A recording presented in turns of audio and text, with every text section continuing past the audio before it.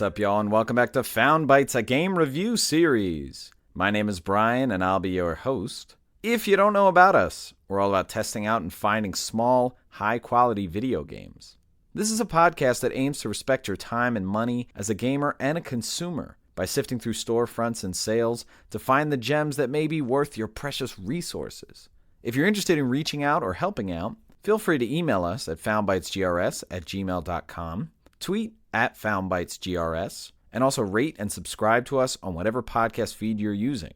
If you're a developer who would like to participate in our Spotlight interview series of special episodes, please reach out through any of our channels. We would love to hear from you. And we're now on YouTube. So if you or someone you know prefers to listen to shows on YouTube, please recommend them Found Bytes GRS on YouTube. All of our episodes will be available as thumbnail videos with audio synth animations, but we'll also be putting up the videos of the interviews we've done so far, as well as some other exclusive content, so check it out. But enough about the show. Let's get into our next game.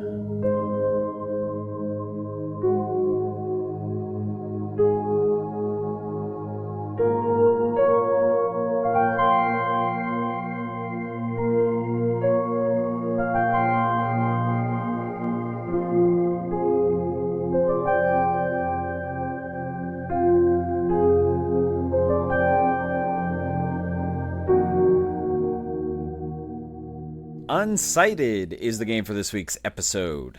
Unsighted is a top-down action-adventure game, and a lot of Zelda DNA in here, specifically Link to the Past, but in terms of games that we've covered before, a lot of similarities with Morbid, Seven Acolytes, and Trigger Witch, which we did fairly recently. The game was originally released in September of 2021 on PC, Switch, Xbox One, Series X and S, and PS4. The game was developed by Studio Pixelpunk, which is a small team. It's these two women, and they're Brazilian. So I don't know if they currently reside in Brazil, but shout out to Brazil. I'm seeing so many good games. I mean, we covered Dandara from Long Hat House, and I'm just seeing a lot of good, unique games coming from there. So very proud of what's going on down in Brazil. The game was published by Humble Games, and we've covered a bunch of games on the podcast that have been published by Humble, such as A Hat in Time, Dodgeball Academia, games like that. The game did have a physical release in May of 2022 from Limited Run, and they did a PS4 version and a Switch version, and they came out with standard editions and collector's editions, so they had just about everything you could imagine there. The game was released at a price point of $19.99, and those limited run editions, the standard edition, just the box, was $35, and the collector's was $65. The game runs about a time of 8 to 9 hours if you're just playing straight through, but there's a ton of extra content. You can definitely go explore, especially if you know Link to the Past. There are a lot of things that you can go get, places that you couldn't go before, things like that. Could maybe even put you over 20 hours if you're trying to do everything. I got the game on PlayStation, and I got it on sale for $13.99. And at this point, I've put in about 5 to 6 hours. There are like 5 major dungeons, and I just beat the third one. The game wasn't really recommended to me by anyone. I saw it on sale. The gameplay looked solid. It looked like it had a lot of depth and customization. The visuals initially were actually, I don't want to say a deterrent, but after I bought this game, the visuals were kind of why I didn't feel like going to it, especially because I had recently played a lot of pixelated games. But once I dove in, I was like, whoa, this game is a lot more depth here.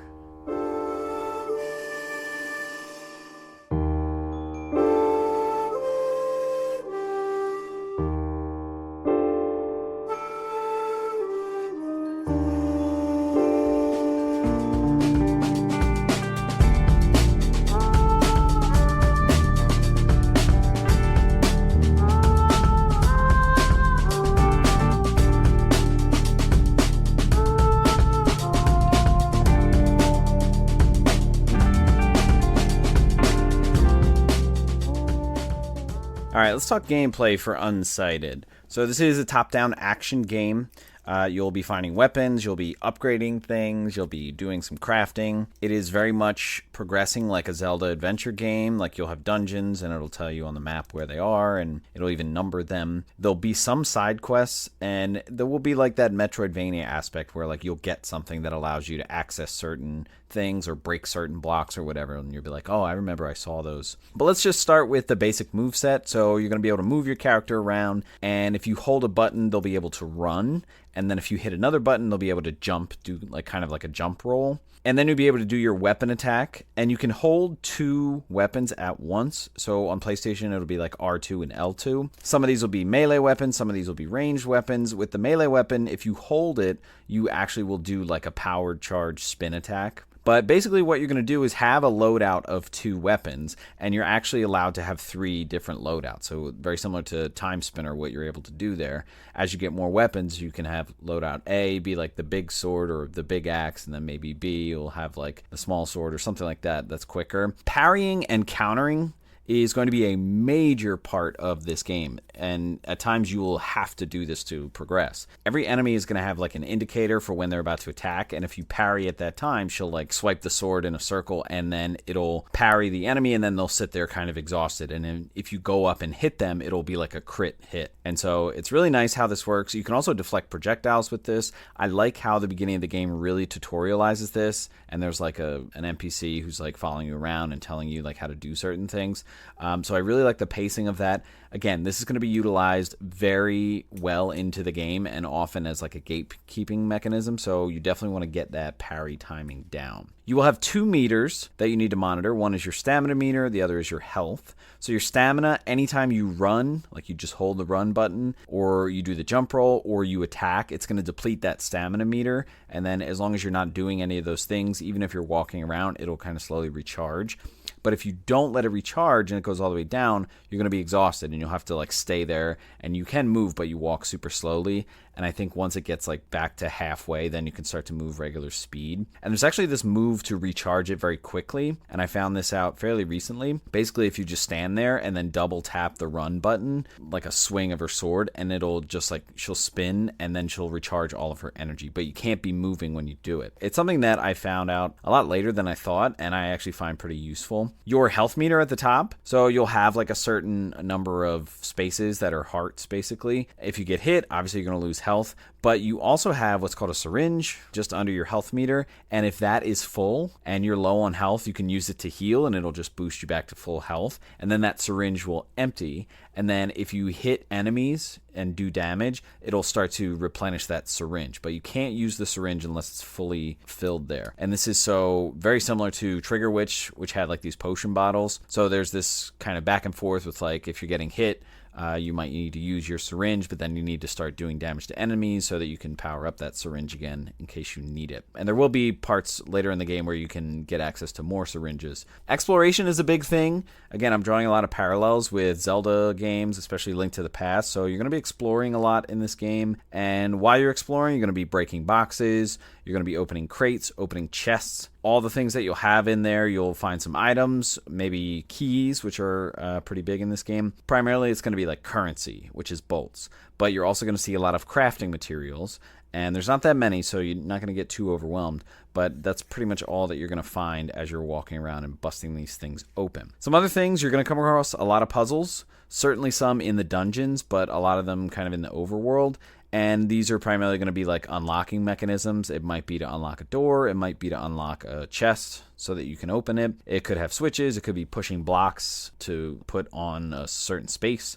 So if you're a Zelda veteran, definitely concepts that you've seen before, although there are some nice refreshing ways that they do this. In terms of like hazards, there's going to be water. There'll be like pits, like you might fall off a cliff. And all these are going to have the same effect. It's just going to put you back where you were. And it actually doesn't take health. But you'll find out later, it's going to put you back all the way to the last time you were on like solid ground or something like that. So when you get some of the later mechanics, this can have consequences that can be a little frustrating, but you'll learn that sort of the hard way. But just in general, a lot of gatekeeping, kind of impeding your progress type stuff. Some of it could just be like you can't go this way, or some could be like you need to get a certain item to be able to break through here or something like that. You're going to be able to climb vines, and this is something that maybe more than halfway through the game that I am now, like I'm still forgetting that I can do this. So there have been a couple times where I'm like, I know where I need to go, but I don't know how to get through this or get into into that place. And then like I watched a video and I was like, oh my gosh, there's a vine there. So you can do that from very early on. Other things you might come across, kind of these lore nodes or these documents, these digital documents that are left around, and you can get painting of what's going on in the world or what's going on with specific characters. I think this is a nice little touch. And this can also be clues to puzzles that are around you, especially in dungeons. You're going to come across a lot of enemies. I like the spacing. I like the frequency sort of in the open world as you're going around on the overworld. They do respawn and the rate is pretty high. Sometimes there are bigger enemies and they won't respawn at like the same rate as some of the smaller ones. I don't know if it has specifically to do with a time,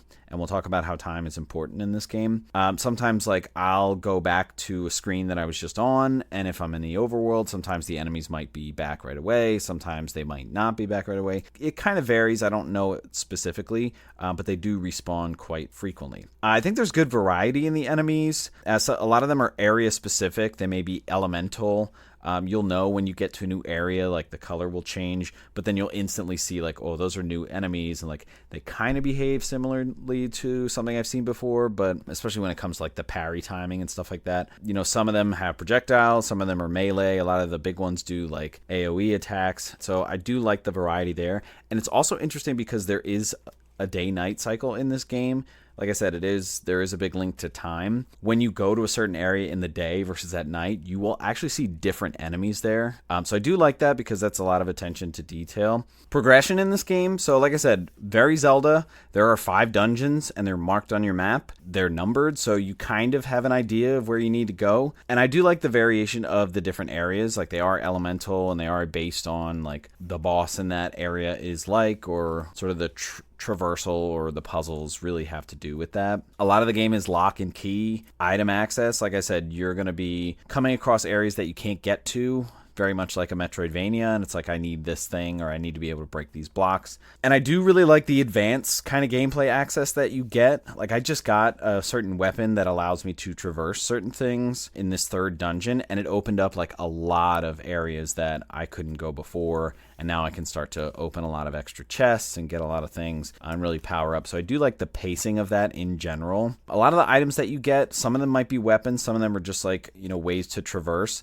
I do like how they interact with the environment. I think they're all pretty unique, and I didn't really see them coming. A lot of times you're like, oh, I see a crack in this wall and I can't get there. I guess I'm going to get bombs later. I don't think it was very obvious what you were going to get to access these certain things. And so I do like kind of the surprise of seeing them and kind of like the reveal of them. The map is pretty straightforward. I think it's fairly good detail. It's definitely colored as the different areas, so you know when you're going from one area to another. A fair amount of points of interest. I would like more, specifically with like NPCs or shops, finding some way to be able to do that.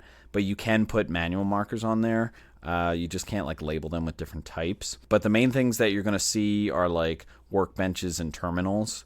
Terminals are going to be the big thing because this is where you recharge your health. This is where you can fast travel between terminals, and you can equip and expand your chip storage. Workbenches, basically just for crafting. You can craft weapons, you can craft cogs. We'll talk about crafting. The main area that you're going to constantly be going back to is the village, and it's kind of like your hub. It's where a lot of NPCs are, and there are a lot of shops here. So shops to upgrade weapons, buy different blueprints to craft things, buy chips, buy materials if you're not finding enough in the overworld. And in terms of the dungeons, I definitely don't want to go into detail because I like how these are set up and I don't want to spoil them. But I do like the dungeons and how they don't really all progress the same way. It's not like a vanilla format. It is very inherent to the different elemental regions. I like the puzzle variety, and the puzzles, again, are very linked to the elemental regions.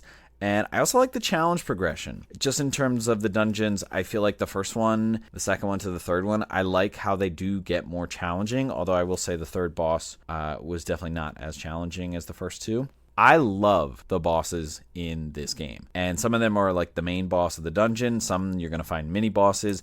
I feel like they're always a great and fair challenge, and they all have unique mechanics.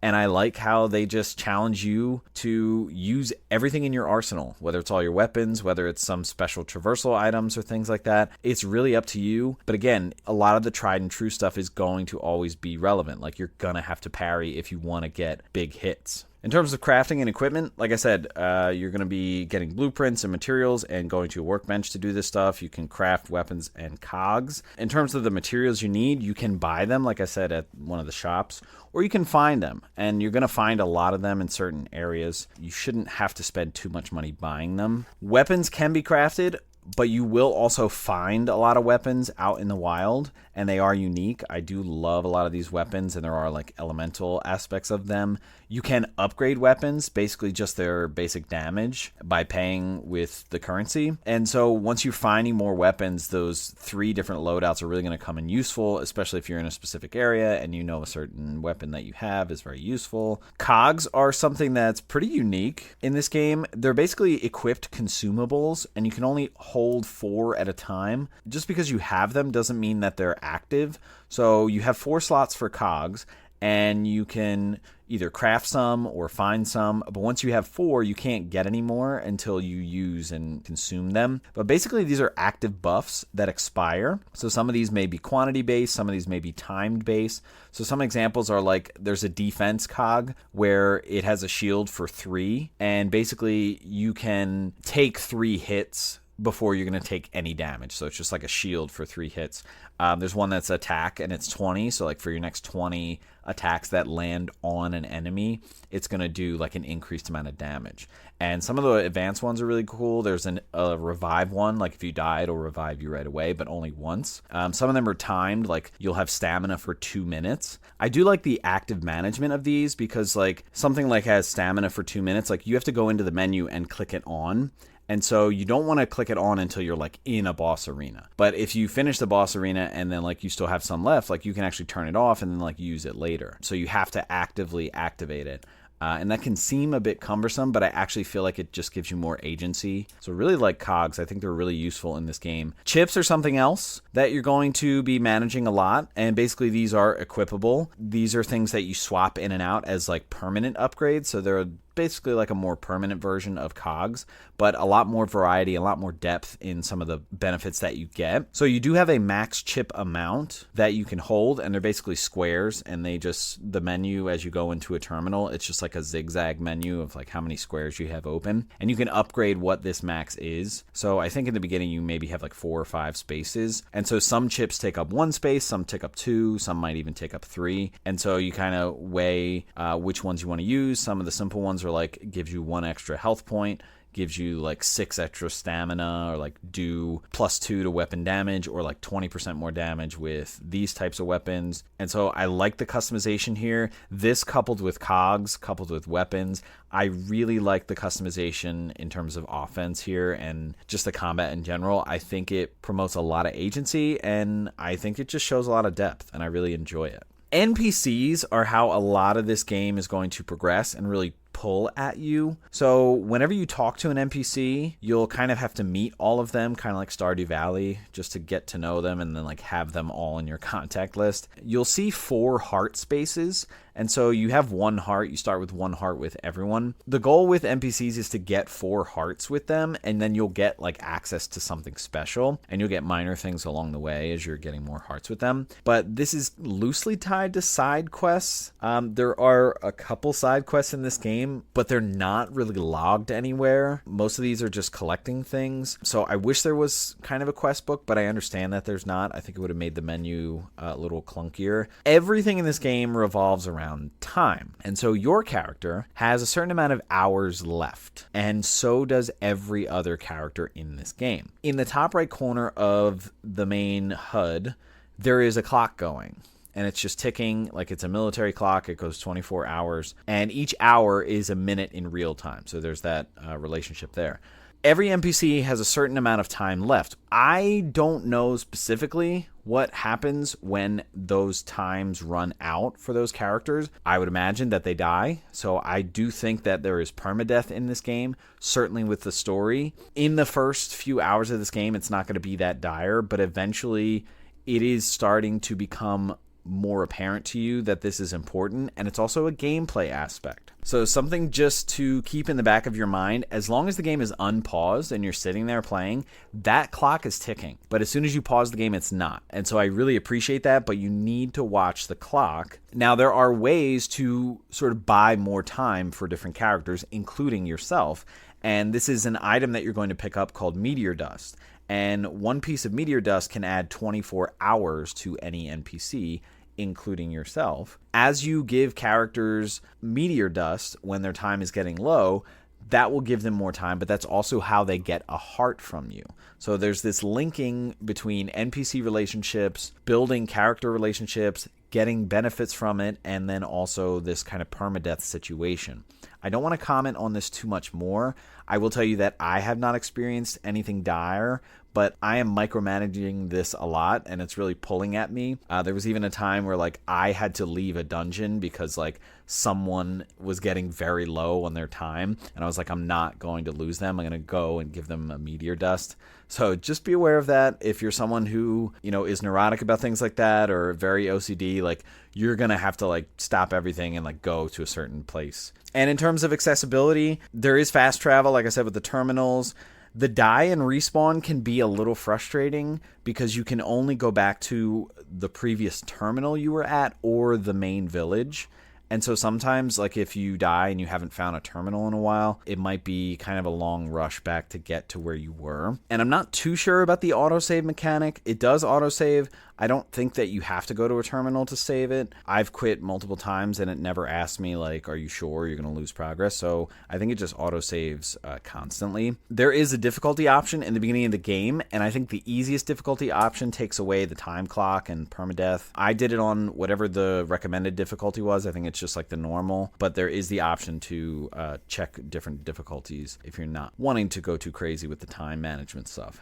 There's also a dungeon raid mode and a boss raid mode. I haven't tried either of these, but they sound really cool, especially because, again, the boss battles are really good. But I just like the constant pacing of getting new stuff and being able to use it or incorporate it or give you access to things. It's a nice pacing and kind of evenly spread throughout, and I feel like that's really beneficial to the gamer.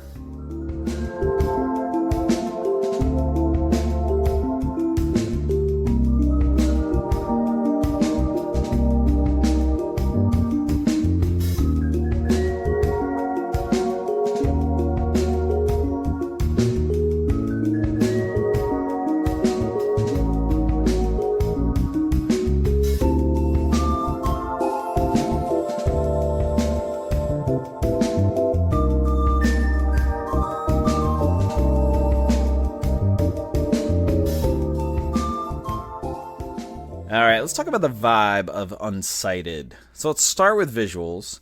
The game is super pixelated, just the main screen, what you're seeing, the action. Very reminiscent of Jack Move, of Lamentum, games like that. A lot of deep colors that are kind of like these faded neons, they're very blue or very orange, but it's not neon shining in your face, you can't take it. It's they're a bit faded, but still rich, and so I really like that. Certain things that you're going to come across, like crates and chests, they kind of have a sheen or a shine over them, so you know that they're special and that you can break them open. A lot of hair flow in this game is very translated visually. The mannerisms of characters really show through. I really appreciate that. That takes a lot of detail. I really like enemy design, boss design, colors of them. Again, sometimes they're really matching up with the areas, the elemental nature of these different areas, and the parry indicators. This is really good because obviously this is a major part of the gameplay, but whenever an enemy is going to do an attack, like a melee attack or even a ranged attack that can be parried,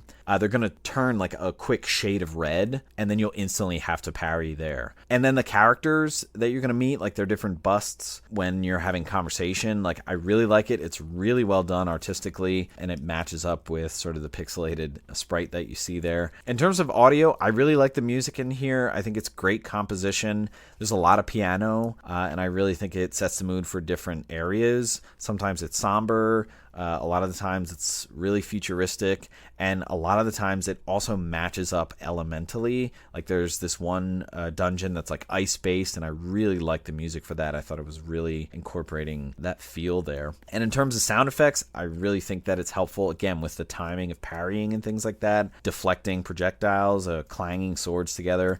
Really on point there with the sound effects. And in terms of settings and themes, this is the future. There's this android and human conflict going on. It's really interesting because you're in this like post-war world that seems like it's like post-apocalyptic maybe. There's this idea that a meteor came down and it was the source of like powering these different androids, and then it caused a war between humans and androids. You'll definitely start to get more feel of like love and friendship and relationships.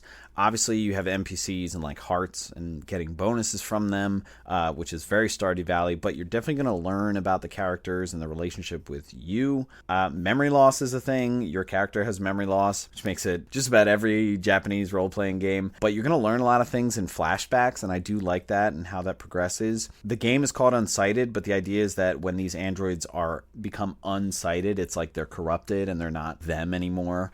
So that's a big thing. So this takes a lot from like Shovel Knight and Bat Boy. Like you can definitely see the parallels there. The thing about this is it seems more dire and more serious, and I think maybe it has to do with the idea that they could die, like there is permadeath, like the clock is ticking. I will say, as you progress through this game, I really did care for the characters. You know, like I said, I did have to leave a dungeon because I wanted to save this one character, and I think that just comes from some good writing and dialogue. I do wish sometimes there was more development in the relationship between you and that character and the attachment to them. Maybe as I get further in the game, I'm learning more of that, certainly from flashbacks, but I'm not seeing that in like the one-to-one dialogue as much as I would like to. But I think for me, maybe I just need more time, and as I get later in the game, maybe things start to click and, you know, memories come back. But we'll see. We'll see how it goes.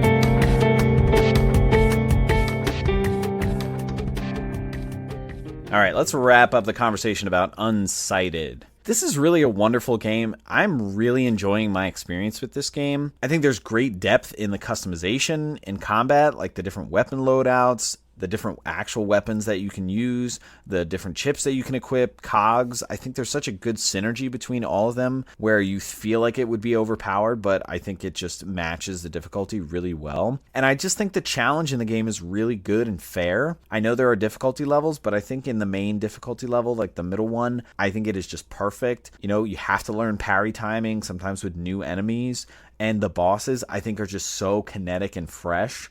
You might think they're like a boss that you've seen before, maybe in Zelda or something like that, but it's definitely just new and nice to incorporate the depth of customization in your arsenal. Definitely a great ode to Zelda games, but unique. You'll definitely feel a lot of Link to the Past in this game, but the thing that I like about this is that the game never gets stale. You're constantly finding new weapons, new items that open things up, different ways to customize your arsenal, different ways to traverse, different places to visit. I think the game is just really well paced. It doesn't shoot everything out in the beginning or wait till the end. It's like you constantly are experiencing a riches of things that are available to you. I like the characters and the relationships. I like the direness in this game and like the urgency to care. I don't normally like things like that because I don't like to be pressured and put on the spot, but I think it does it at a nice pace that's not too troublesome. In terms of value, I think $20 is super justified with the depth in this game, but if you can get this for under $15, I think it's an absolute must buy. I really, really like this game. Don't overlook it because of its simple visuals. Again, if you're a Zelda fan, if you like Trigger Witch, which was a recent episode, I think if you're a fan of either of those, you're going to delight with a nice, fresh take on the genre. And so I highly recommend this game. All right, that's going to wrap it up for this episode. Stay tuned for our next episode to see what new game we found for you.